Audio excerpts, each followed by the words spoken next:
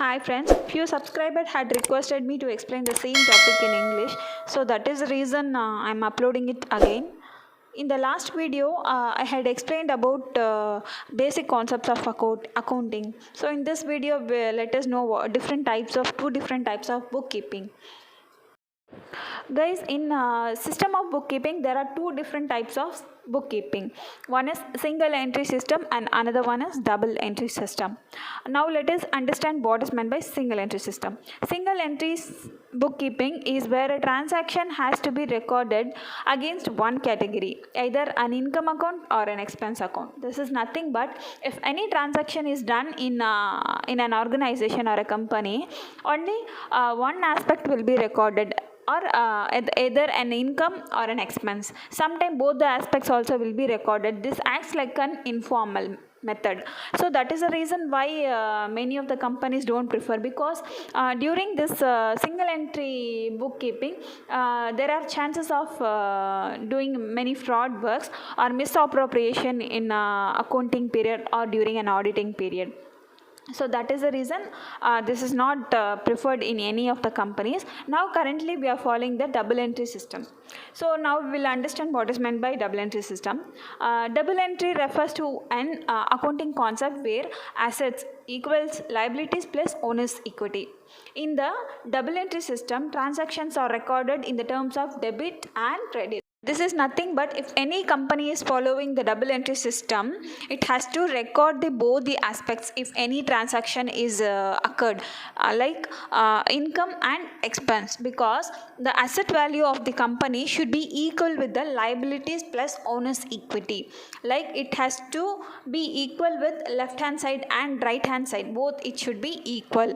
Now I'll give few points, the difference between the single entry system and double entry system.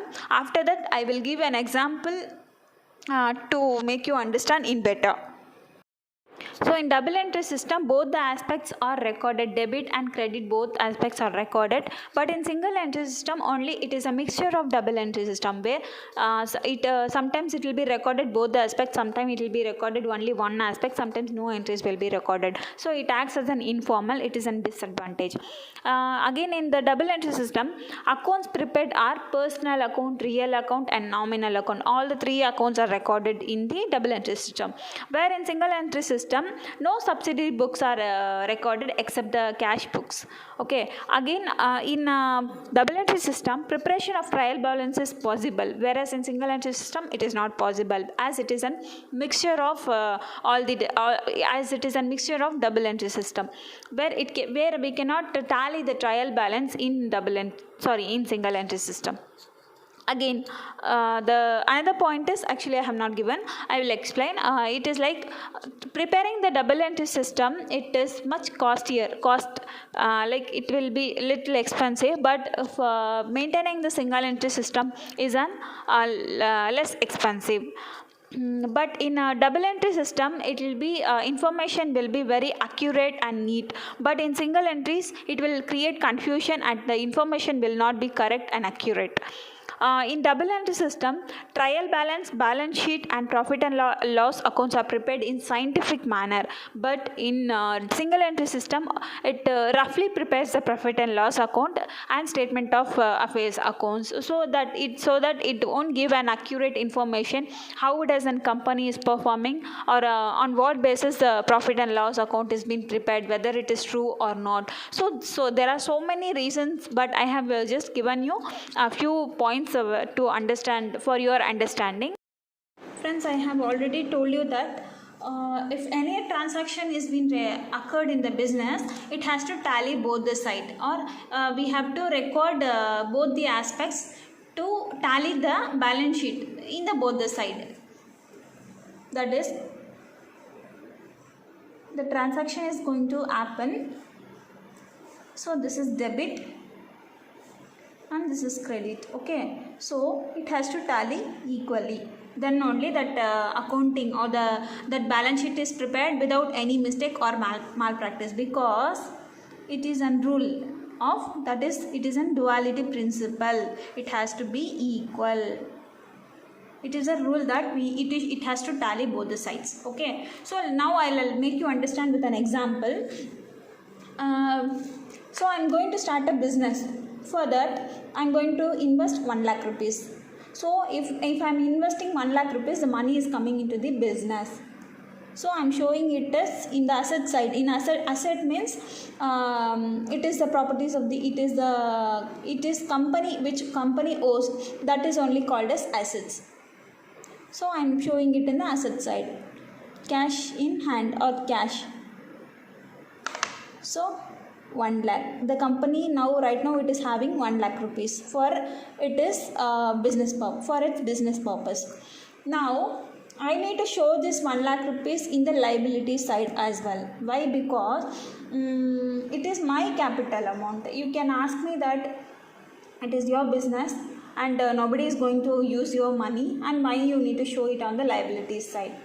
The reason is because if my company I am starting it alone, okay, in future if my friend is also wanted to join with my company, I will also allow him to join as a partner. Okay, so that time I have to show him that I have also invested 1 lakh rupees in this business. So along with the profit, I have the rights to reclaim that 1 lakh rupees. That is the reason we are showing that amount in the capital, in the liability side, as capital. So I will show this as capital of X, whomsoever, 1 lakh rupees. Then again another transaction is going to happen in the business, that is where for the production purpose I am going to buy this machinery. So machinery is an asset. It is going to be in the business for lifelong, okay, until it is getting spoiled or until it is going to be sold. So it is going to give the future economical benefits for the company. That is the reason it is an asset of the company. In another video I will tell you some classifications of assets, which all comes under asset and which all comes under liabilities. Now we'll understand that machinery is an asset. So I'm purchasing an machinery. So the machinery is going to come inside, which cost 20,000. So in this time, during this transaction, I am buying the machinery with already the amount which I have. Okay, so in 1 lakh rupees, if 20,000 is reduced, if 20,000 is getting minus, means we have to tally this amount, right? So I am going to cancel this. I will show it as 80,000, because out of 1 lakh rupees 20,000 is spent for purchasing of machinery. So totally our capital amount in the form of cash we have 80,000, in the form of machinery we have 20,000.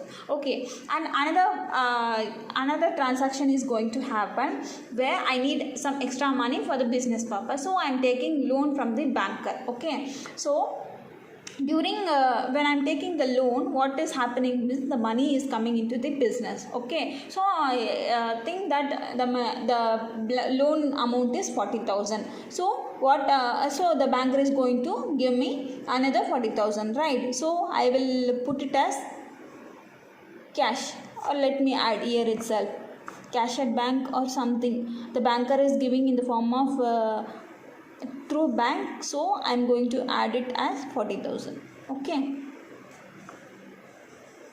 so now if this money is not mine, though the money is coming to the business, but it is not mine, because I have the obligation to repay the banker. So I need to show this amount in the liability side of the balance sheet. So this I will be showing it as bank loan.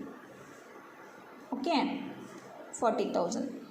So now let us tally this. Okay, both the side it has to be tallied, then only this balance sheet is prepared without any mistake or any malpractice. Okay, so see that my amount is 1 lakh rupees capital. We have liabilities, bank loan we have 40,000. So the asset side it has to tally.